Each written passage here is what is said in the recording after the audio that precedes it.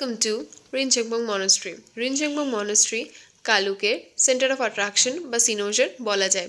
ভিতরে প্রবেশ করার পরেই দেখলাম পাহাড়, দূরের পাহাড়গুলো যেগুলো নীল বা কালো দেখাচ্ছে এখান থেকে। রিনচেংপং মনাস্ট্রির যেখানে বুদ্ধ মূর্তি রয়েছে সেখানে ফটো এবং ভিডিও নেওয়া সম্পূর্ণ নিষিদ্ধ। আমি সেখানে ভিডিও বা ছবি কোনোটাই নেইনি, কিন্তু আমি ভিতরে প্রবেশ করেছিলাম। সেখানে বুদ্ধ মূর্তি দেখছিলাম। ভগবানকে কিছু বলতে হয় না, তিনি যে সব কিছু বোঝেন।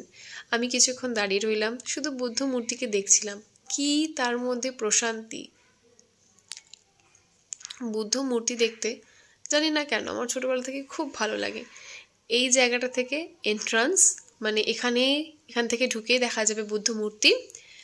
আর বুদ্ধ মূর্তি দর্শনের পর বেরিয়ে আসলাম এই প্রেয়ার হুইলগুলো টাচ করতে। শুনেছি এগুলো টাচ করলে নাকি পুণ্য হয়, কিন্তু হ্যাঁ, আমার খুব ভালো লাগে ছোটবেলা থেকে এগুলো ঘুরিয়ে দিতে। তারপর বাকি মনাস্ট্রিটা দেখলাম, বেশ খুব সুন্দর রয়েছে, একদম শান্ত পরিবেশ। এই পতাকাটা দেখতে